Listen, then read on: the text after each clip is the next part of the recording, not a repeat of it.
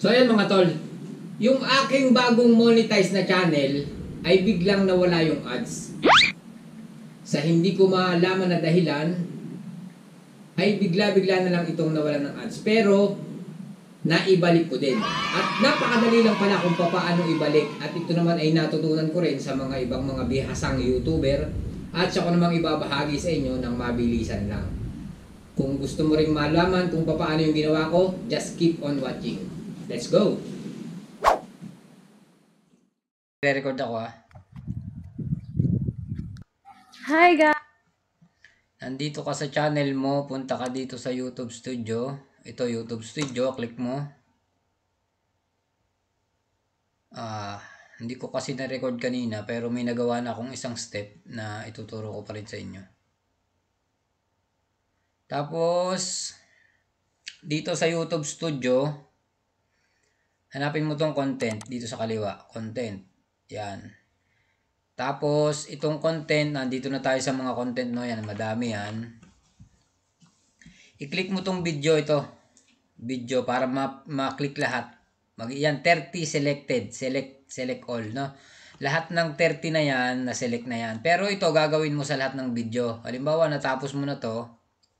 Itong 30 na to. Dito sa pinakang ilalim, dito, yun, no? May mga row dyan. Ito, dito mo i-click yan. Next page, no? Ang gagawin mo pag na-select mo na yan, i-click mo tong edit. Tapos dito sa edit, ang pipiliin mo dito yung monetization. Yan.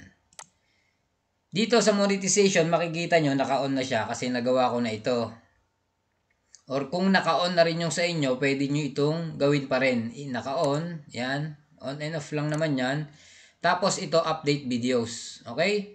So mag-update yan siguro mga 30 seconds to 1 minute bago ma-update itong 30 videos na gagawin mo. Okay? So ika-cancel ko na to dahil na-i-update ko na to. Pero meron pang isa. Halimbawa na-update mo na lahat yan, yung lahat ng mga videos mo. No? After naman yan, i-click mo ulit tong edit. And then punta ka naman dito sa add settings. Add settings. Yan. Kung mapapansin mo, ito yung hindi ko pa nagagawa. Ayan, nakaselect ulit 30 videos pero gagawin mo ulit ito sa lahat ng videos mo na nandito sa YouTube Studio mo, okay? I-click mo ulit tong update type of ads, update location of ads. I-click mo yan. Ayan. I-click mo ulit to. Di dalawa na sila. I-scroll down mo ng konti. Ayan.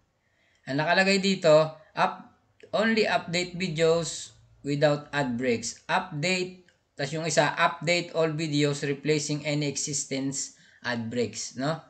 So, update video ko na yan. Yan, tapos I understand the implication of this action. Update videos. Yan, mamukot mo magbibilang ulit yan siya. So, unang row ulit lang ito, unang page, no? Unang row, unang 30 videos ko to na i-update ko yung ad settings kasi kanina yung monetization ang in-update ko, hindi ko lang na-videohan pero ipinakita ko pa rin sa inyo. At pagkatapos nito, uulitin mo yan sa lahat ng videos mo para lahat ng videos mo ay ma-update mo at magkaroon ka ulit ng ads. Actually, hindi ko pa alam kung magkakaig ito pero hindi ko naman i-upload ito kung hindi magkakaigi or hindi gagana. Kaya kung napapanood nyo ito ngayon, ibig sabihin gumana to sa akin. Kasi itong channel na ginagawa kong ito ay yung isang channel ko na nawala yung ads. Okay?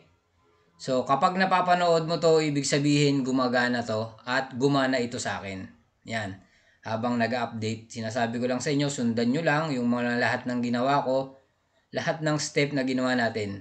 Una, dalawang beses lang naman. Mag-update kayo lahat ng video sa monetization and then sa ad settings. Ayun lang naman, wala na pagkatapos nun. Kaya lang medyo matagal talaga kapag mabagal lalo yung internet mo. Kagaya ko, ang ginagamit ko lamang ay Wi-Fi extender, no? Wala akong LAN.